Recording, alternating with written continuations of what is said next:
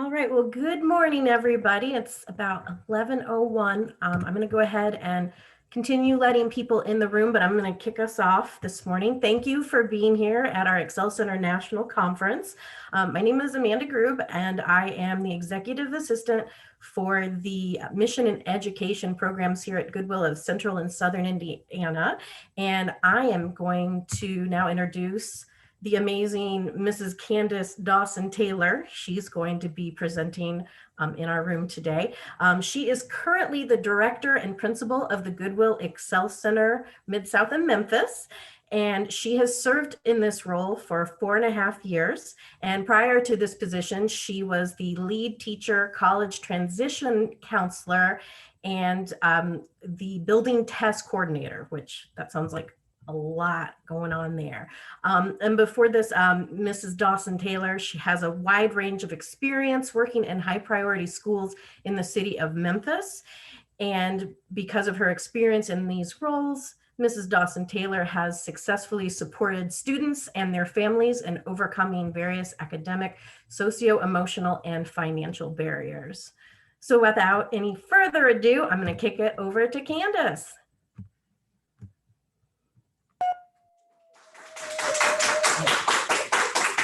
So good morning, everyone. Can y'all hear me on the Zoom? Okay, because I got a classroom in front of me presenting, and then I'm presenting on Zoom. So we're going to go ahead and get started. Thank you all for coming to my session. I'm really excited about this presentation. Just with everything that's going on in society right now, I think this is the perfect time for us to just kind of address racism. And going through this process, I realized just with some research, every one of us do things that are racist, and a lot of times we don't even realize that we do it. Whether we're being racist amongst our own color, if we're being racist amongst other denominations and cultures and ethnicities. So today we're just going to do it's going to have a lot of incorporation where you're going to be doing some breakout sessions. You'll be collaborating with your peers on the Zoom, or those of you all that are in person. We'll have a few games. Please have some pen and paper aside, because we're going to be taking points as we go through the presentation, just so we can score our unintentional racism scale. Okay. Go to the next slide, please.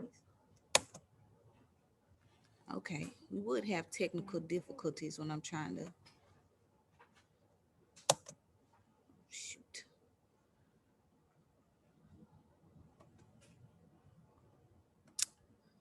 Let's see what's going on.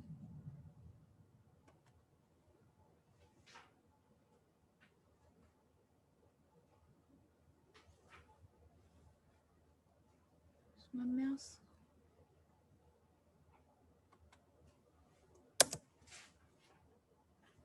So today our objective, we're going to increase our awareness and respect for all differences through multicultural education. We're going to describe and talk about global issues and events from perspectives and various individuals and groups to understand everyone's different viewpoints are different than our own. We're going to investigate some methods for enhancing language proficiency and the ability to communicate effectively across cultures. I'm going to describe to everyone some of the stereotypes and prejudices that impact interpersonal relationships. And hopefully at the end, everyone understands how we all contribute to unintentional racism in our everyday lives. So first, we're going to start by watching a video. It's about 5 minutes long. I want you all to take the time to really pay attention, because after that, we'll go into the breakout sessions, and you'll need the information from the breakout session to kind of answer the next piece.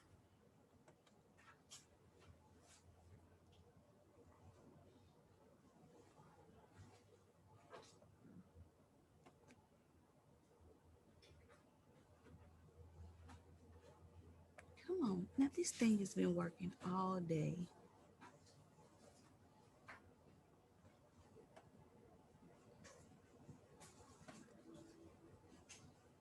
Try this again.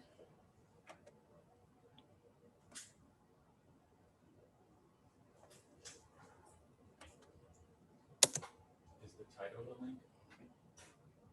No, it was just working.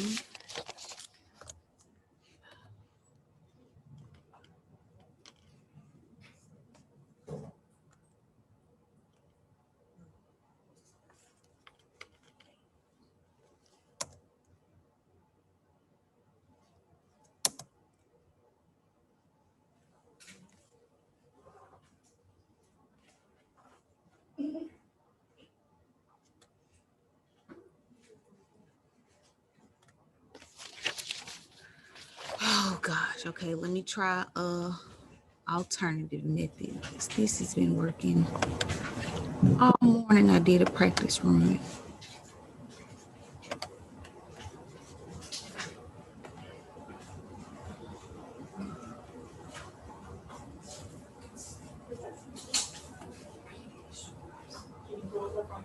Yeah, that's what I'm about to do. And it's been working all day. Share it's a tab. It's different on Is it? Zoom than it is on Google. Okay. Oh, yeah. Yeah, that's one of the few things that I like better on Google. Okay. This is the blue eyes thing, right? I've got it on YouTube. Here it is. This is a special week. Does anybody know what it is? National Brotherhood Week. What's brotherhood? Treat everyone as though he was your brother. And is there anyone in this United States that we do not treat as our brothers? Yes. Who? The black people. Who else? Absolutely, the Indians. Many places in the United States. How are black people treated? How are Indians treated? How are people who are of a different color than we are treated? They don't get everything in this world. Why is that? Because they're different colors. You think you know how I would feel to be judged by the color of your skin? Do you think you do? No, I don't think you would know how that felt unless you had been through it, would you? It might be interesting to judge people today by the color of their eyes. Would you like to try this? Sounds like fun, doesn't it? Since I'm the teacher and I have blue eyes, I think maybe the blue-eyed people should be on top the first day. I mean, the blue-eyed people are the better people in this.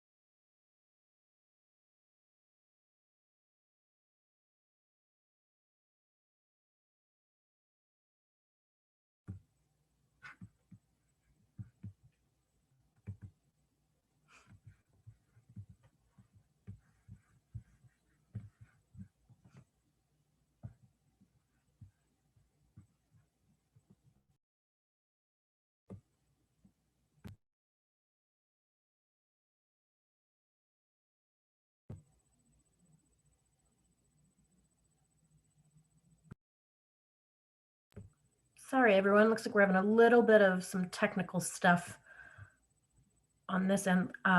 Just hang tight and we'll get this fixed.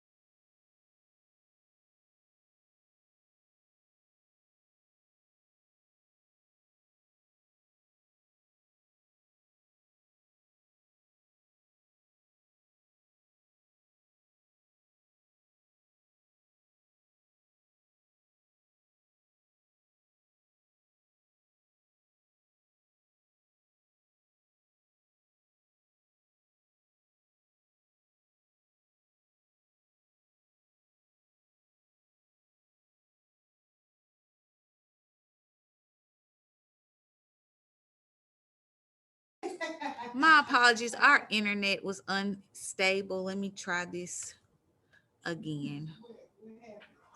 You were doing a good job of testing out patience.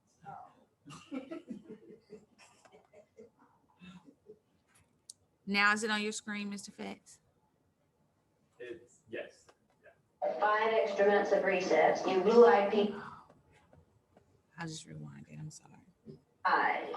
Would you like to try this? Yeah. Sounds like fun, doesn't it? Since I'm the teacher and I have blue eyes, I think maybe the blue-eyed people should be on top the first day. I mean, the blue-eyed people are the better people in this room. Well, hello. Oh, yes, they are. Yeah. Blue-eyed people are smarter than brown-eyed people. This is a fact. The brown-eyed people do not get to use the drinking fountain. You'll have to use the paper cups.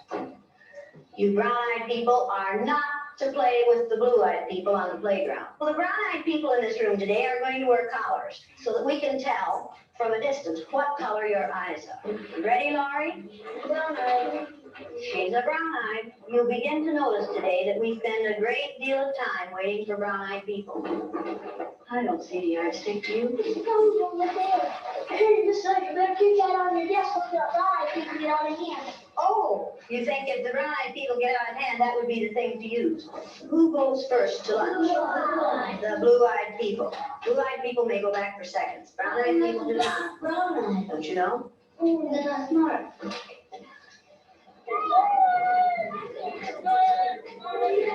It seems like when we were down on the bottom, everything bad was happening to us. The way they treated you, you felt like you didn't even want to try to do anything. It seemed like Mrs. Elliott was taking our best friends away from us. What happened at recess? Were 2 of you boys fighting? Russell called me names and I hit him in the gut. What did he call you? Brown eyes. They always call us that. Yeah, always call us brown eyes. What's wrong with being called brown-eyed? It means that we're stupid. I watched what had been marvelous, cooperative, wonderful, thoughtful children turn into nasty, vicious, discriminating little 3rd graders in a space of 15 minutes. Yesterday, I told you that brown-eyed people aren't as good as blue-eyed people. That wasn't true. I lied to you yesterday. The truth is that brown-eyed people are better than blue-eyed people. Russell, where are your glasses? I forgot them. You forgot them. And what color are your eyes? Blue. Susan Ginder has brown eyes. She didn't forget her glasses.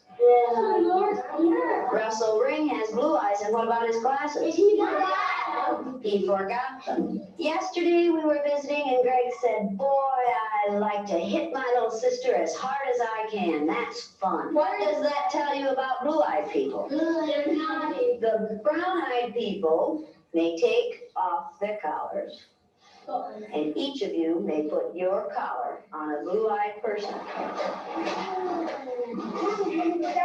The brown-eyed people get 5 extra minutes of recess. You blue-eyed people are not allowed to be on playground equipment. You blue-eyed people are not to play with the brown-eyed people. Brown-eyed people are better than blue-eyed people. They're smarter than blue-eyed people. And if you don't believe it, look at Brian. I used Orton Gilman phonics. We used the card pack. The brown-eyed children were in the whole class the first day, and it took them 5.5 minutes to get through the card pack.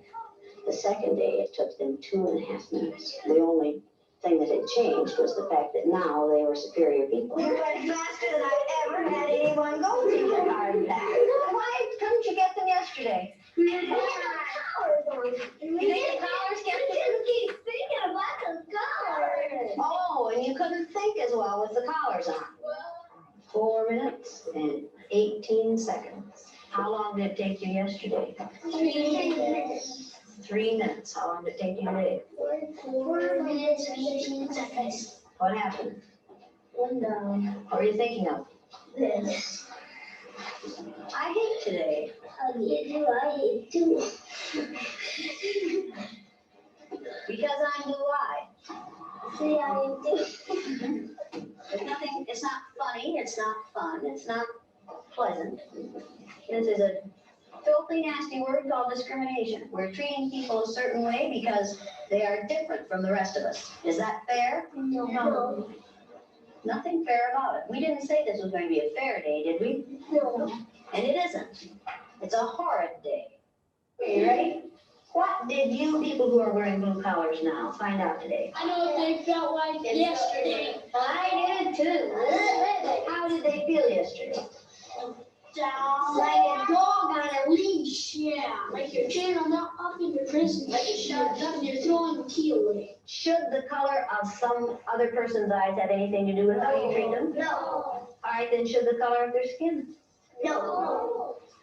Should you judge people No. by the color of their skin? No. When you see a black man or an Indian or someone walking down the street, are you going to say, look at that silly little thing? No. Does it make any difference whether their skin is black or white No. or yellow No. or red? No. Is that how you decide whether people are good or bad? No. Is that what makes people good or bad? No. Now you know a little bit more than you knew at the beginning of this week. Okay, now are you back?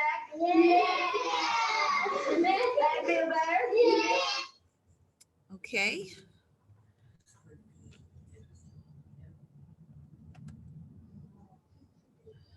So now we're going to go into our breakout sessions. And with your breakout sessions, I don't know why my screen won't change.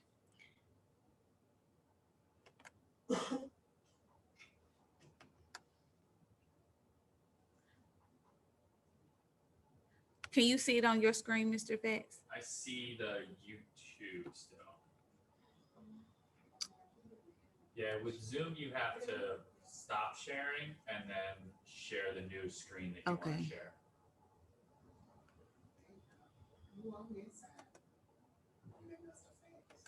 Yeah, now I see you.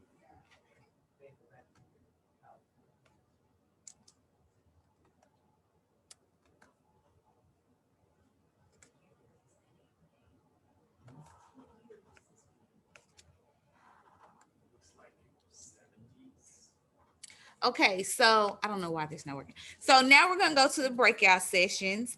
And what I want you all to do is in your breakout sessions, I want you all to talk about, in your opinion, is racism taught or a learned behavior? What are some things you observed while watching this video? How do you feel this project will impact these children as adults? And what are some emotions you felt while observing this video? So we're going to cut it down to about 3 minutes. I know that's quick, but I'm trying to catch back up because of the technical issues. But y'all have 3 minutes to talk about it in your groups, and then we'll come back and have an open discussion about it.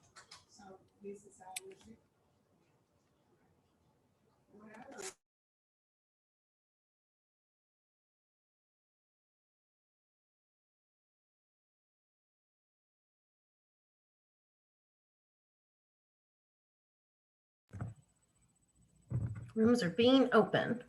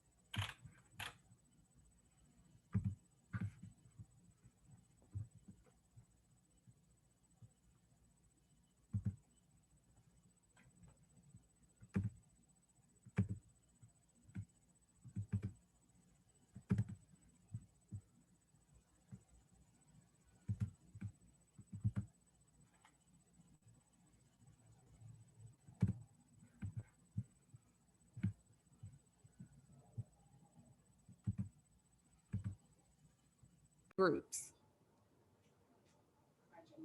We Yep. put the two white people together. Okay, so in my room, they said they noticed the white people were together. Did anyone else notice? In my room, it was all blacks. In your room, it was all black. Okay. So how did that make you all feel answering those questions amongst somebody that looks like you? It's a lot more comfortable to talk to someone that looks like me about a racial issue than it is the opposite race. Okay. From a white person, if you don't mind, how did that make you all feel? Well, I just thought it was going to be useless because, I mean, we have the, I don't know. I would have wanted to see, to converse with Someone outside of your race? Yes. Okay, so we have someone saying that they would prefer to converse with someone outside of the race. Okay, so now we're going to go into our defining terms. I don't know what's going on with Zoom today. Can you see the? You're still on the same slide. Can you just press the arrow down button? It won't do any. Okay, so these are our defining terms. Did it change on yours? Not yet. Which is strange.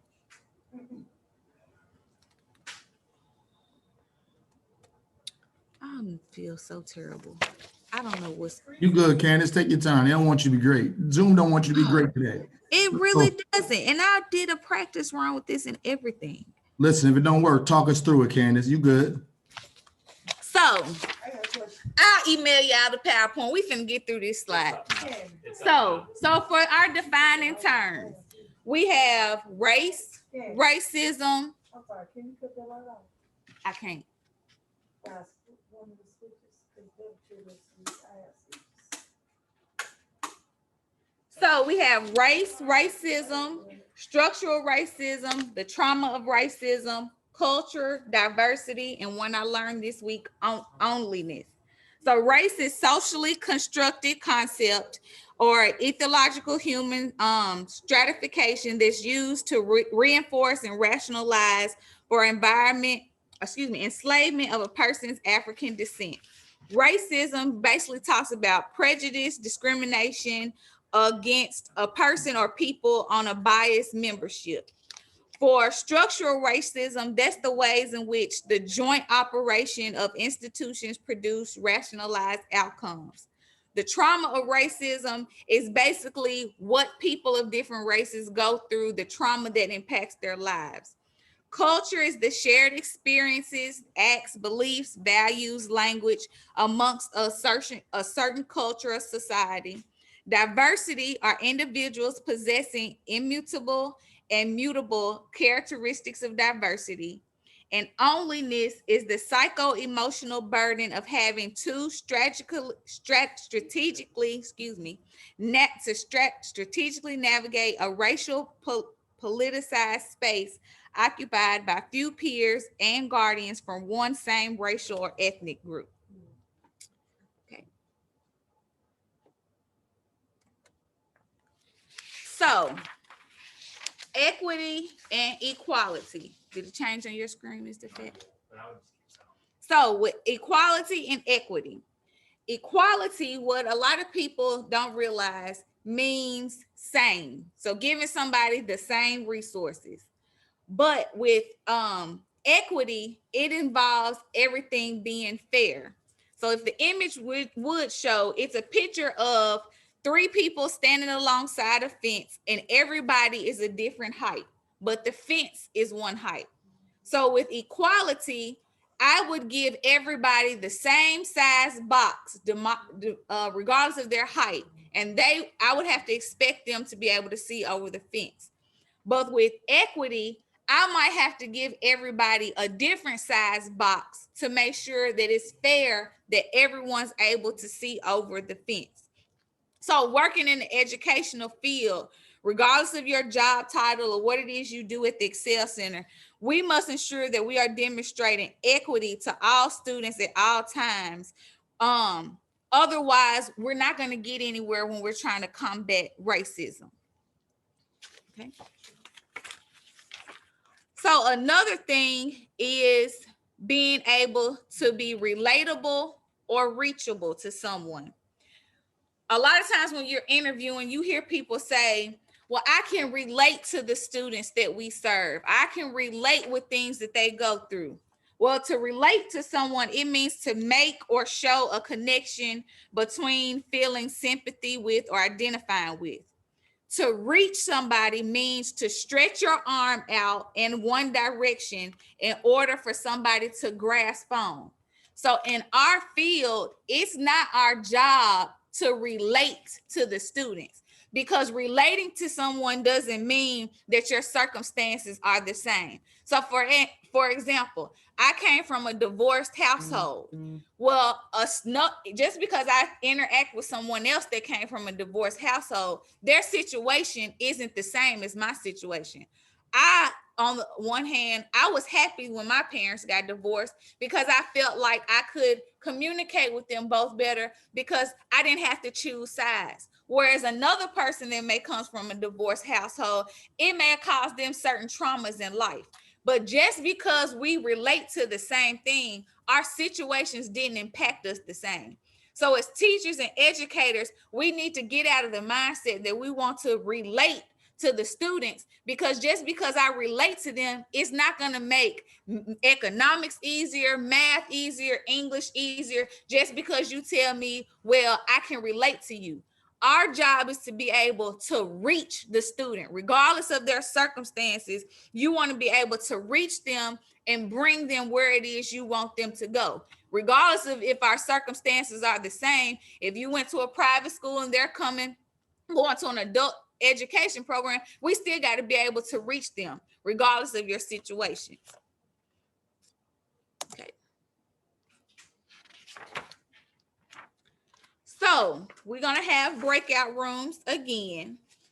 And in these breakout rooms, groups 1 through 3, I want you all to talk about, when I talk about race and or racism, I feel blank. This is how you feel. Okay. For groups 4 through 6, I want you all to talk about the last time I talked about race and or racism in my school or organization was blank. And how did you feel about it then? And then group 7 through 9, I want you all to talk about one challenge I'm facing in my school in addressing racism or race within my organization. What is one challenge? Okay, so we'll have 3 minutes and then we'll come back together and I'll try to figure out. Candace, can you repeat one more time so everybody can get the group questions again we talking about? So for groups 1 through 3, you're going to talk about when I talk about race, I feel blank and why. Groups 4 through 6, I want you all to talk about the last time I talked about race in my school or my organization. When was the last time? And why do you believe it has not been discussed since then? So you talked about it within your organization, and since then you haven't talked about it. And then the last group, what is one challenge that you are facing in your school with addressing racism?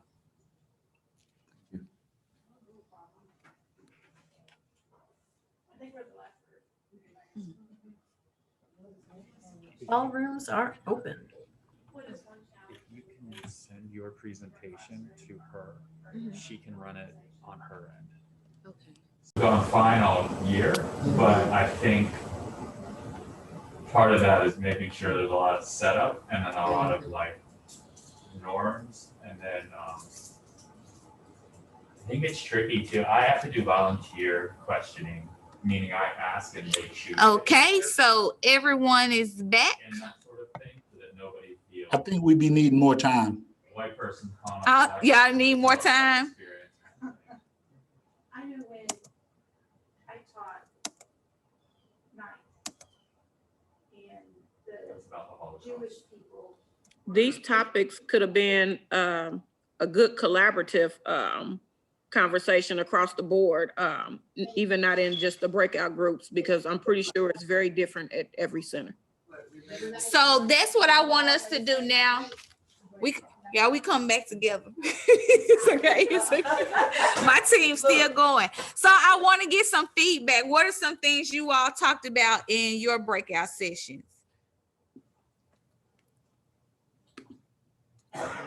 Stacy got a really good one. Stacy has one. Stacy Hacken. Let's go, Stacy. So I explained to them, it's like, I feel very comfortable where I sit in relationship to racisms and all, but I do feel really uncomfortable addressing friends who are very racist, you know, calling them out on it. And I loved the discussion we had about planting the seed and just asking that friend, where did you learn that from? So that'll be a good prompt for me the next time I'm in that situation where I'm with my monks of friends, and I've got this one friend that just has a real problem with another one of my friends who's in a interracial relationship and makes comments about it. They're just nasty, and I don't like it. But yeah, so I think I'll plan on doing that the next time. Okay.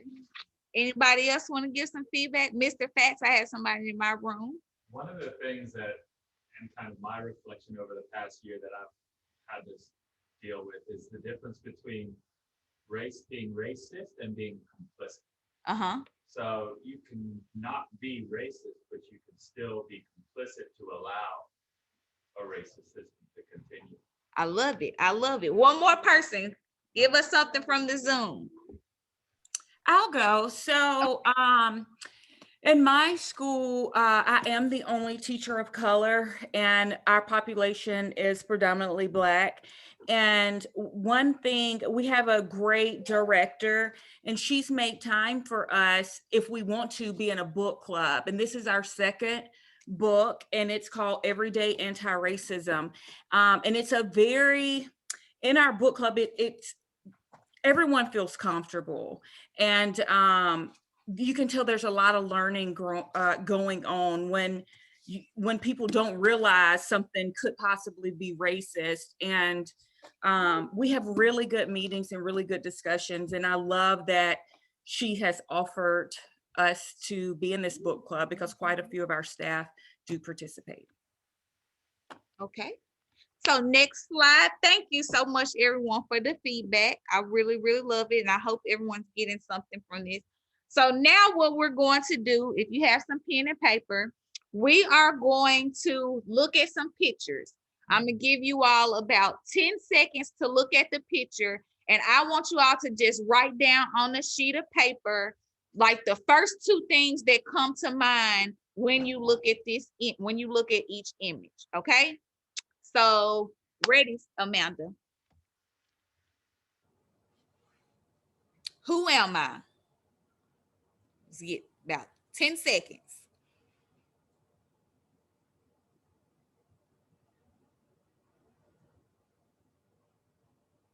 Okay.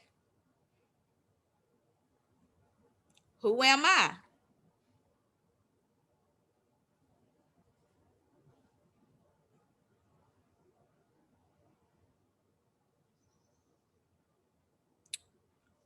Where is this? Down the corner. Right. Right. Who am I?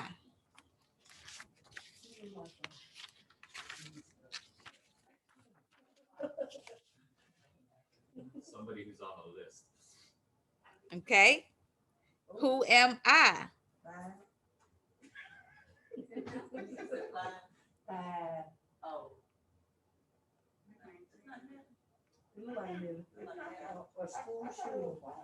Who am I?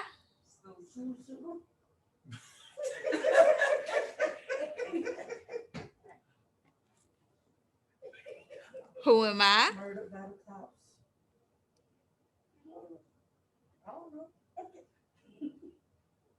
And last one, who am I?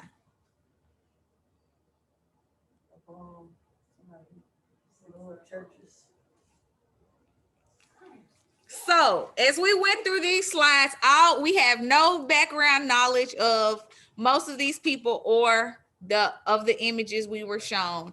And we had to just go by perceptions, which a lot of times this is what we do in society. We just look at a certain person or place and come up with a certain perception. So we're going to go through the slides again, and I want you all to give yourself 1 point for each thing that matches the perception when I tell you what the image really is. So first slide. So these individuals here are part of they were the National Merit Scholar winners in 2011. Their names are Erica, Jordy, and Khalil. So give yourself 1 point. If you had a positive perception of these individuals, you give yourself 1 point. If I said basketball player, nerd. No, if it's anything negative, so band, geek, nerd, anything like that, nope. Next slide. So these boys right here, they are the founders of the basketball team with the Gainesville police. So these boys got together with some police officers in Gainesville, and they hosted a different amount of fundraisers so they could put basketball goals in different communities throughout Gainesville so the kids could have basketball goals to play on. So if you had something positive about these young men, give yourself a point. Okay. Next slide. So y'all know, DC, I had to do this for you, V. I had to put Orange Mound, Tennessee in there. Whoop, whoop. So Orange Mound, Tennessee, what a lot of people don't know. Yes, just looking at it, you would think it is a high poverty area, but Orange Mound, Tennessee is since the 1970s, is the largest all Black African-American community other than Harlem, New York in the United States of America. The land has been sold to all African Americans. It was purchased by a white man whose wife did not want him to sell any land to African Americans, but he wanted to start a community where African Americans could own their own homes, their own communities, own schools and businesses. So all of the places in this area are predominantly Black owned. So next slide, give yourself a point if you had something positive. So Anders Breivik. So he is part of the Norway bombing in 2011. So he did a shooting and bombing. He was a Christian extremist, and this bombing occurred in Ohio. So if you had something negative to say about this person, give yourself a point. If you had something positive to say about this person, you don't get a point. I thought he was a model. So you said he was a model, he was scholarly. Nope, you don't get a point. I said drug addict. Next slide. This is Master P. Make us say, So if you put something positive by Master P, give yourself a point. Master P is an American rapper, actor, recording artist, entrepreneur, and former NBA player. In 2009, he earned $661 million, and he is the highest paid hip hop entertainer in the world. In 2021, his net worth is over $200 million, and he is Forbes number 11 wealthiest men in the world. Make them say, Next slide. So, Bill Gates. This is Bill Gates. If you had something positive to say about this image, give yourself a point. He is the founder of Microsoft.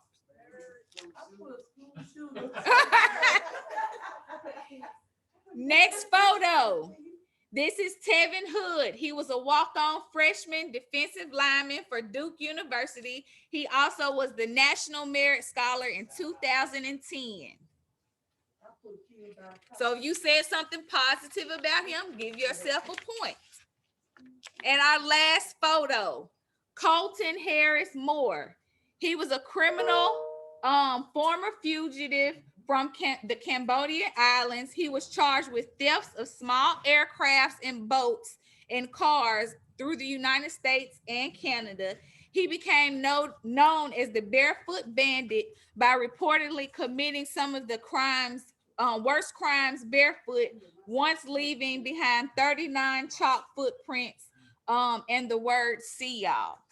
So if you said something positive about him, you don't get a point. If you said something negative, give yourself a point.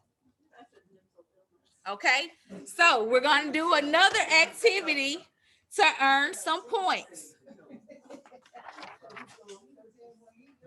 So on this next slide, we'll give ourselves points as well. I'm going to go through words and phrases that we need to avoid. These words and phrases are words and phrases that we need to avoid because they are derived from negative connotations related to racism.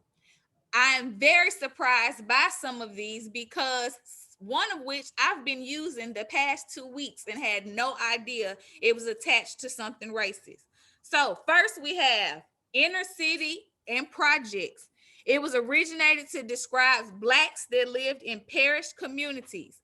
Instead of saying inner city or projects, we should use central, urban, metro, metropolitan, or city when referring to an area.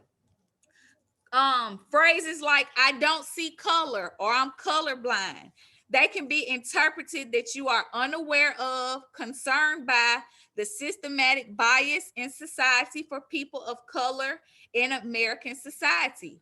Instead, you should use phrases such as "I try not to judge people by their skin color." Another term, play victim. So also, I'm sorry, you all should give yourself 1 point for every phrase that you've used before.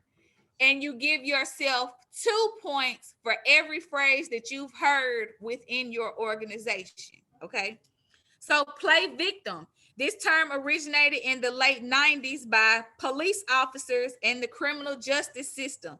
It was used to imply that Blacks shouldn't be surprised by the circumstances and situations that they're in, that we should just be used to it. So don't play victim. Instead, you should use phrases such as, "How can we avoid this from reoccurring? How can I support you? We all have challenges, but you must overcome them." Another phrase, "I'm not racist because I have friends and or family of different races." This phrase here compounds a denial for the need of growth and articulates to others that you are socially perfect, meaning that everything you say about another race, nobody can tell you anything differently. Instead of saying that, you should say, "I have never been made aware that these actions or language could be racist or hurtful." Another phrase, "You are preaching to the choir." This term was used back in the 1960s as Black church leaders were highly influential amongst the community. So back then, Black pastors used this term in spiritual referencing to get deeper into the message. That's when the choir and the organ would start playing. However, as time progressed on into the 60s, this term began to be utilized by white supremacists and implied that the only time Black people get it is when you preach to the choir. Another term or phrase you should use is "not at all." We shouldn't use this one, period. Okay. The term Oriental, we should not use Oriental. It evokes a racist history and was used to dehumanize people of Asian descent, causing them to feel disenfranchised. Instead, you should say "he or she looks as if they could be of Asian descent," not Oriental. 11:30. Calling an indigenous person Indian. It is disempowering to call a person by this name given to them by their this term was given to them by their colonizers. So we should not use this term, period. Calling an indigenous person Indian. Phrases like you talk white, you don't act white, you act black, you act real black. You are expressing a biased or narrow view of a racial group. You are saying you only accept this individual on the basis that they do not align their behavior with the stereotypes that are actually part of the racial group. Instead, you should say, I feel like we have something in common, regardless of the person's race, or we have many similarities. Another term that we should not use, gypped or GYP or JIPP, they mean the same. It is racially derogatory word for the nomadic Romani people who were targeted of being called thefts or thieves. Instead, you should use words like bamboozle or ripped off. So don't say you gypped me. It's tied back to a racial slur. This term that I've been using the past 2 weeks in this building, grandfathered in. This term was introduced after the passing of the 15th Amendment, once Black people were granted the right to vote. Instead, we should use terms such as exempt or waiver. The term long time no see was used to mock the way Native Americans and or Chinese people spoke English. So people would say like long time no see, that's mocking somebody. Because they couldn't put certain words together, they use shorter sentences. So that's why you shouldn't use that phrase. Don't use it at all. There's not another word to use in place of it. Terms such as trailer trash, peckerwood, honky, hillbilly. Those are words that originated in the early 1900s, to describe whites of the lower class. Don't use it at all. There's not another term to use of in place of it. The term peanut gallery. It was described as part of the least expensive seating in theaters, which was primarily occupied by Black theater goers. Instead of saying sitting in the peanut gallery, just say audience, okay? The term no can do. It dates back to the 1800s and it mocks the way that Chinese people spoke English. Again, just like the term long time no see, for no can do, just say I'm unable to do that.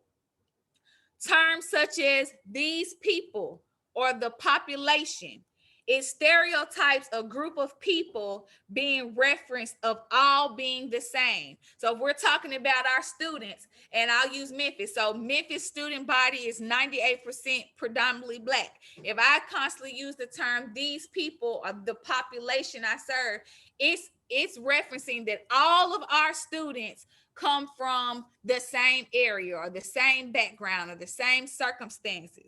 Instead, use terms like our students or say the actual group of people you're referring to. Our 18-year-olds that are reading on such and such grade level. Be specific about the people that you are explaining. The term ghetto originated as a term to describe where Jewish people were segregated from their greater population. Later, it transitioned to describe the manner and behavior referring to Black people. Don't use this term, okay? The term powwow, it disrespects Native Americans because a powwow for Native Americans is an actual spiritual ritual. So don't say, hey, let's have a powwow. No, hey, let's have a meeting. Let's have a conference. That's another term you can use. The term blacklist, blackball, and black sheep all symbolize that white is pure and good and Black is dirty and bad. use words like ostracize and boycott instead. The term uppity is used to criticize and insinuate a Black person who doesn't know his or her place in the racial hierarchy. Don't use it at all. Sold down the river refers to American slaves who were sold to the plantation in the South. Instead, say let down or misled. The term paddy wagon refers to back into the 19th century where Irish immigrants were refugees and flooded the northwestern U.S. This term is widely used today by many politicians to reference undocumented citizens. Don't use it at all. This is interesting. The song Eeny, Meeny, Miny, Mo was an old nursery rhyme that white slave owners taught their children in the 1800s. However, it originated by saying, catch a tiger was replaced with catch a N-word by its toe. I'm not gonna say the N-word. So just don't use it at all. This is one that I also use, the itis. It's used to describe being full or tired. However, it is incredibly offensive because it describes Black people as being lazy, and it's the shortened version of, I gotta say the N-word, niggeritis. When you just say, I got the itis, that's the shortened term for that. So say, I'm stuffed, I'm full as a tack, I sure can use a nap. The term hip hip hooray originated in the 19th century when Germans cheered as Jews were being forced out of their homes. So don't say hip hip hooray, y'all. Just say great job, way to go. The ice cream truck song was originated back in the 1916s when actor Harry Brown had a song, and the ice cream theme song that we hear on the truck was really the background for this song that's called Nigger Love a Watermelon, ha ha ha. And it's stereotyped in the song that all Black people love watermelon. So we just don't want to use the ice cream song in any of our classrooms or anything of that nature, just because someone may know that and insinuate we're being racist. Terms like call a spade a spade. The word spade is a derogatory slur originated during the Harlem Renaissance, and it referred to the spade looking like a Black person's lips, being our lips are fuller. So we don't want to use this term at all. I got a few more, y'all. I'm sorry. Easy as a cakewalk. We don't want to use this term at all.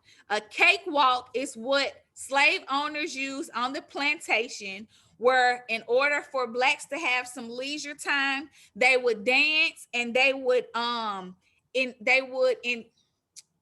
mock how their white slave owners dressed and danced at the ball, or how they envisioned they looked at the ball. And the slave owner, whoever had the best impersonation of the master, the family got a cake. So we don't want to use the term easy as a cakewalk. Terms like master bedroom, it was used back in slavery time because that is where the slave master laid his head. A lot of realtor companies now use primary bedroom, primary bathroom. The term dropout is not essentially racism, but I have actually had students that have told me it was offensive, specifically my younger students, because we have some that never dropped out of school and just transfer straight to the Excel Center, and they will let you know, I didn't drop out of school. So we can't just assume that every student that comes to the Excel Center dropped out for a period of time and came and enrolled. The last one, terms like bye Felicia, or there goes Becky, or Mary Sue, those are terms that originated back in 2014 when VH1 had a sitcom called Bye Felicia. it means that you are associating certain names only to be with certain races. So just call a person by their name. So add up all of your points. Okay. So how many of us on here, and if this happens, I'm gonna be very shocked, had 10 or less points? How many of us on here had 10 or more points? Guess what? This goes back to the beginning of what I shared. We all have racist tendencies. But in order for us to learn from these tendencies, we have to start talking about race. And so next slide, Amanda, I'm just going to go through some tips for us. You can go to the next one too, Amanda. So the best thing that we can do is to talk about racism. If we want to address it, we have to talk about it. And racism isn't just the issue that we face with staff. Our students can be racist also, and they don't know it. What caused me to want to do this presentation is because I actually had a situation that happened in my building with one of my teachers. Gave an assignment. Nothing was wrong with the assignment. However, she was white, and the majority of our student body is Black. And when I went in the room, I had the teacher to step out. I went in the room and I talked to the students about the assignment. The only reason they could give me that they didn't want to do the assignment was because she was white, and they felt like with everything going on in society, she should not give them an assignment like that. So when I asked them, what if I gave you the same exact assignment? Would you do it? And the student said yes. That in itself is racist. We have to educate our students how they can be racist as well. And sometimes we have to take a look at things from outside of our own ethnicity and see how other people feel.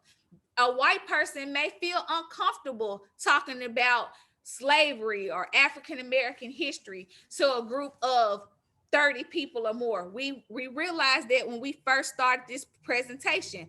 You feel more comfortable talking about race with people that looks like you. But in order for us to improve as a society, we have to start feeling more comfortable talking about it to everybody. Okay, next slide. We have to be more open-minded to not get offensive. When someone asks you about race, if someone asks you, for instance, sometimes I stutter over if I'm talking to someone that's white and I'm trying to ask them something or reference their color. It takes me a few seconds to realize or ask myself, do I say white or do I say Caucasian? Because I've never asked someone white, do you prefer being called white or do you prefer being called Caucasian? I myself prefer being called Black. I don't feel as if I'm African American because I was not born in Africa. So some people get offended if you call them African American. But as a Black person, I shouldn't get offended if a white person comes and asks me, do you want to be called Black or white? Excuse me, do you want to be called Black or African American? That's no offensive. In order for society to heal, in order for us to educate students, we got to take the offensive mechanism out of racism so that everybody feels comfortable.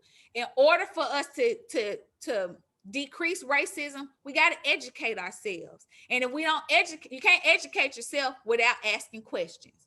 So we just got to stop being so sensitive. Okay.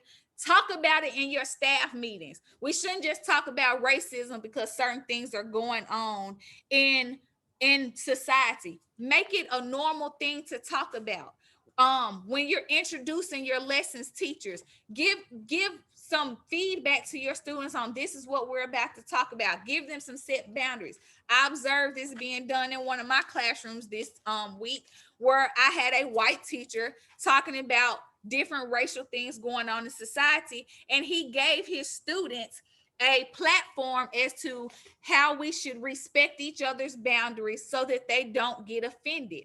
Those are things we have to put in place. And it goes the same way, not just for white teachers teaching to a black audience, but the same way if I have a predominantly white class and they have a black teacher, they might feel uncomfortable as well. So we need to make sure we have the space available so that people are comfortable talking about race. Okay, we're not going to do the last breakout session, but before we leave, I want you all to just look at get in the zone. And so in order for us to get to the growth zone, all of us are at some point right now in the zone.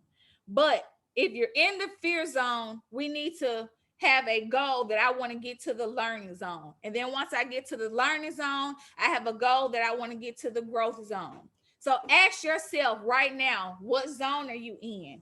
What zone is your school in?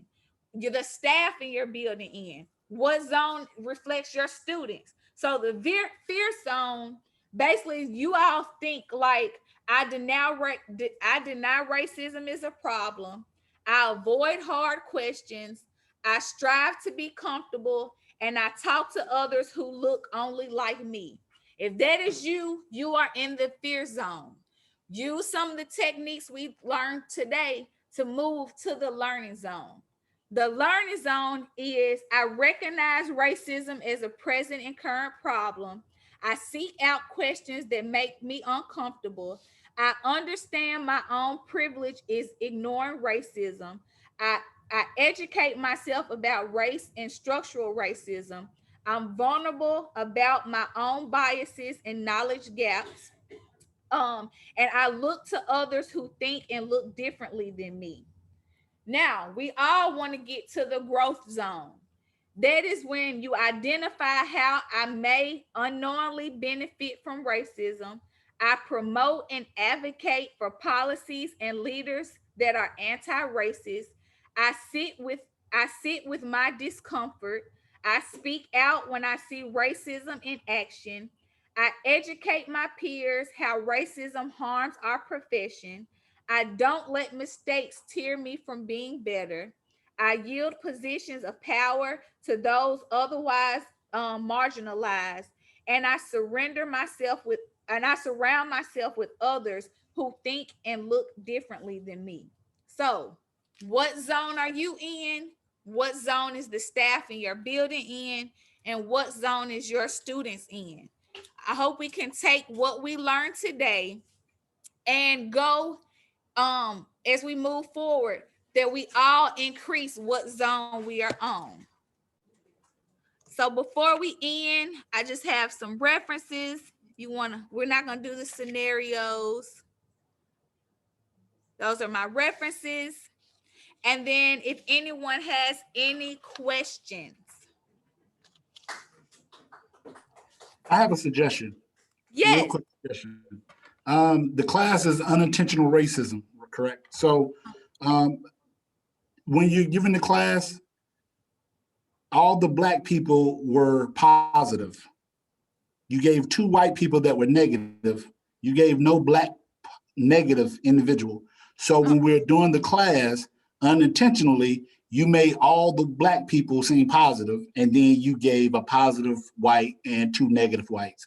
I mean, if we're going to be fair across the board about unintentional racism, you can't lead the group into believing just it, if that makes any sense. I'm sorry. So that was my only observation. I think I want to follow up on that. That was actually a very good observation. I think right now, because where we are in our society and the way we already are systematically thinking, the way we're groomed, I think automatically the way she did it was reversed, because you're already thinking a certain way, the way you're groomed. So it was a good opportunity to give you a different perspective and a different lens in which to look at Black folks. So I thought that was actually very good. Thank you. True. And you're absolutely right. And I think then we should title the class something different, right? However, if we're trying to identify when we're being unintentionally racist, we have to be fair across the board, because everybody in this group, we're all, it's just not a white black thing. We have Latinos. We have a Polish culture. You know what I'm saying? So there's a lot of different races and ethnic groups that we can be unintentionally racist to. But I understand what you mean about this time frame today. So Yeah, I think it's an opportunity. That's a good point, though. I think it's an opportunity, Mr. Church. I think next year a good opportunity in the conference is to kind of solicit others who want to speak from a different lens and a different standpoint. So if we have like individuals who want to talk from an Asian mindset, individuals who want to talk from a Polish mindset, I think this was a good starting point and a seed planted to say, okay, this is how things have been viewed. Let's give people another perspective and just see how to look at it. But I think you definitely tapped on something for next year to improve on. Thanks for that comment. Yeah.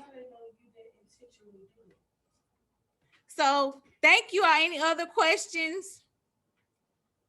So I do apologize. I know I had to go through it really, really quickly, and I didn't get to some of the scenarios and some of the key points, but I will definitely send out the PowerPoint where you all can go through and see my notes and see some of the other strategies that you all can use in your classrooms. And just as you go out through your day-to-day lives, just some feedback to kind of, if we start and we spread the word to other, we can eventually hopefully get to a place where everyone feels comfortable talking about racism and we can see a change in society as a whole. So I thank you all for staying with me. I know I went over, but I hope you all have a wonderful day.